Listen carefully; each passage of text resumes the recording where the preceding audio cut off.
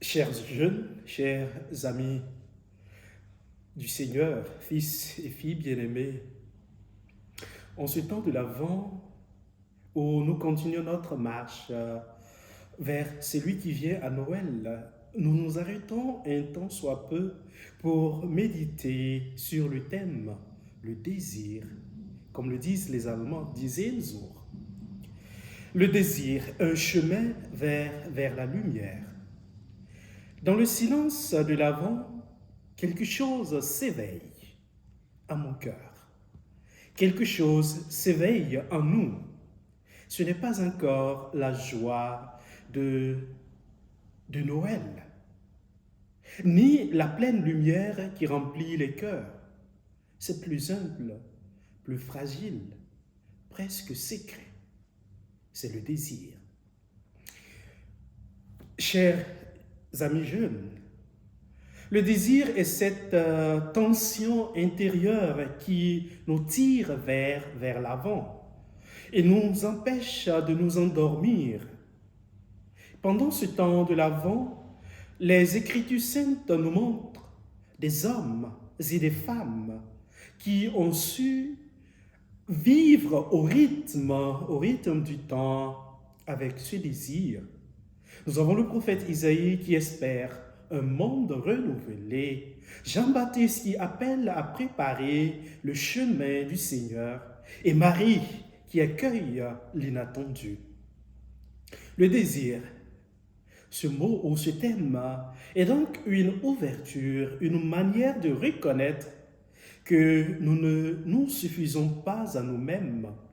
C'est-à-dire, c'est un espace de vérité. Ce que je dis, je désire, dit quelque chose de ce que je suis appelé à devenir. En ce temps d'attente, nous sommes invités à relire nos désirs personnels. Peut-être certains sont bruyants, passagers, nourris de nos peurs ou de nos habitudes. Certains encore sont plus profonds et ressemblent à une source cachée en nous. Ils portent la trace d'un appel. Il y a le désir de la paix que tout homme a besoin, le désir d'un amour qui ne déçoit pas, un amour vrai. Ces désirs ne sont pas un poids, chers amis jeunes. Ils sont une promesse. Et le prophète Isaïe nous le fait savoir.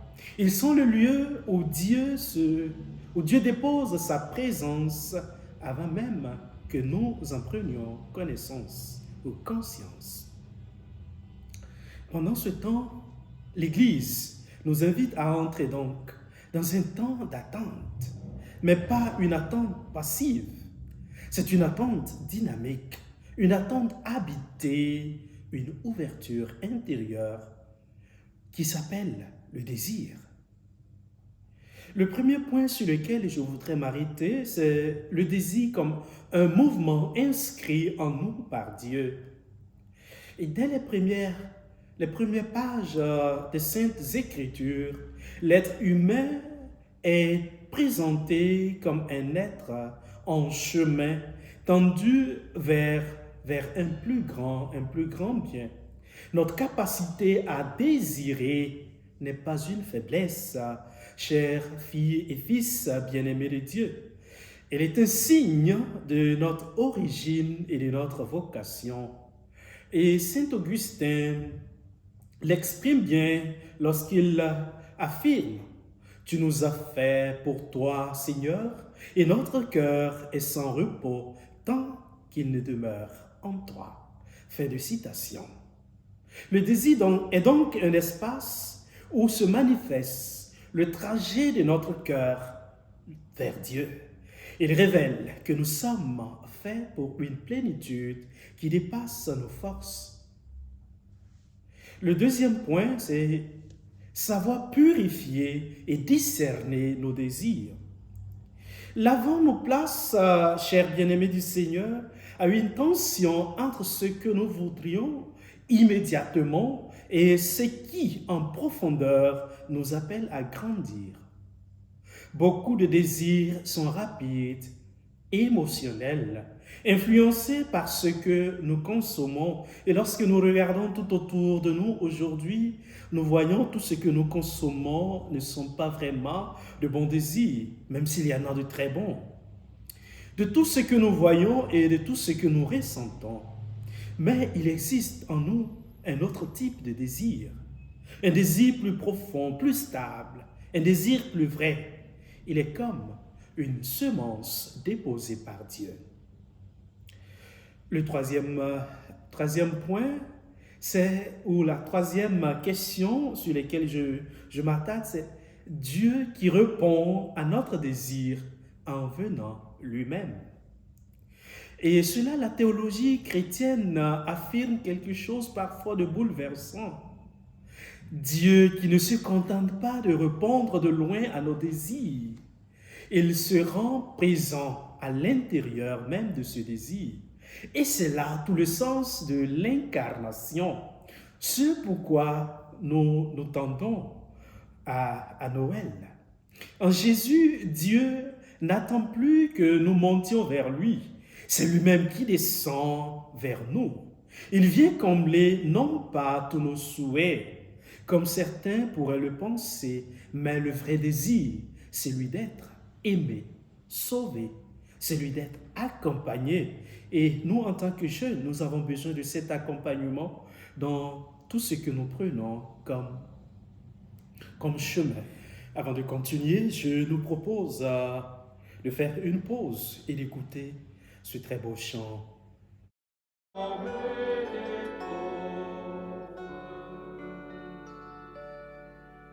Pourquoi l'absence dans la nuit, le poids du doute et nos blessures,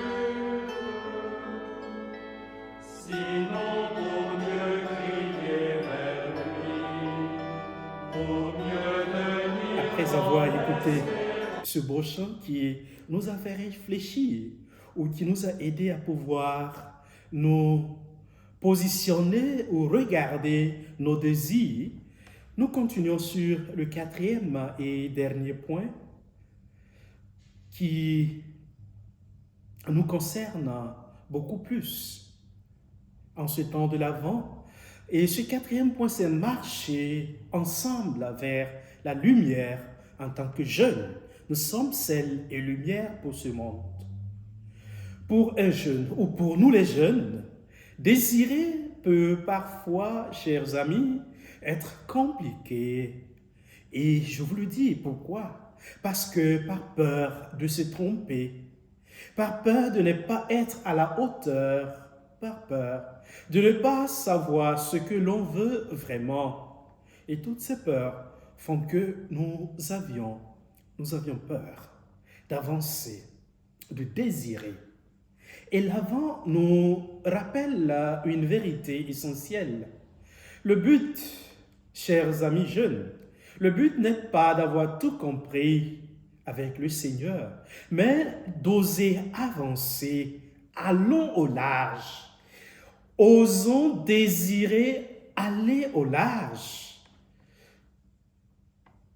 Comme les bergers qui n'avaient pas tout compris.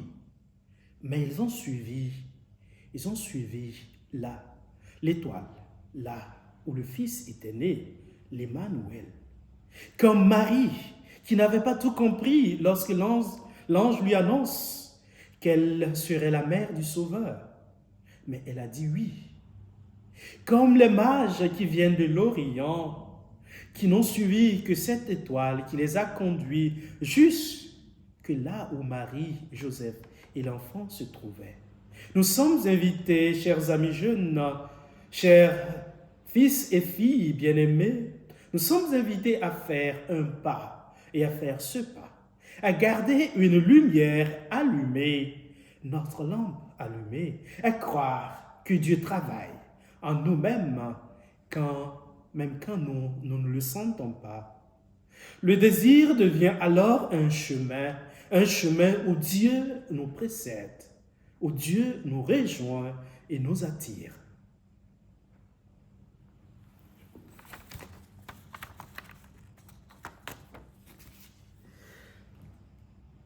Et je voudrais conclure maintenant notre causerie pour dire que pendant ce temps d'avant, accueillons ce mouvement intérieur comme un dialogue entre nous et Dieu.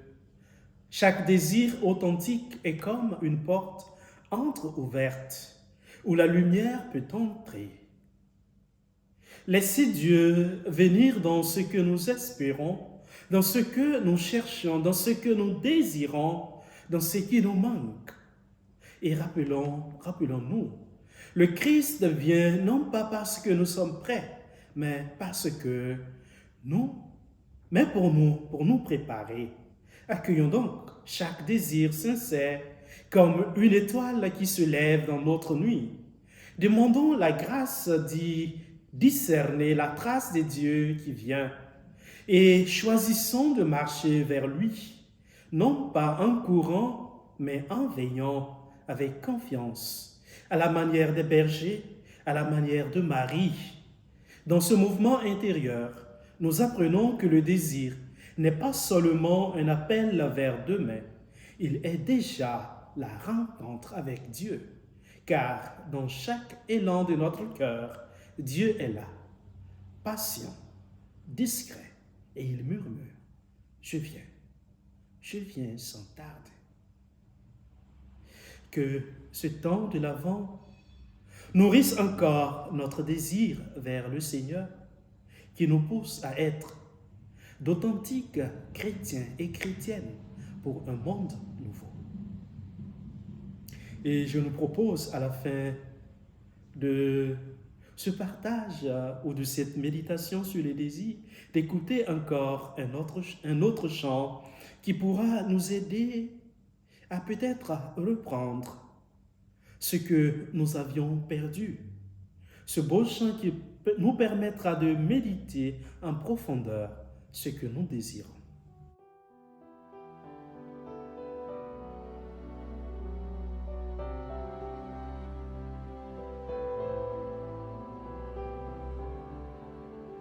Je vous aime, ô mon Dieu, et mon seul désir est de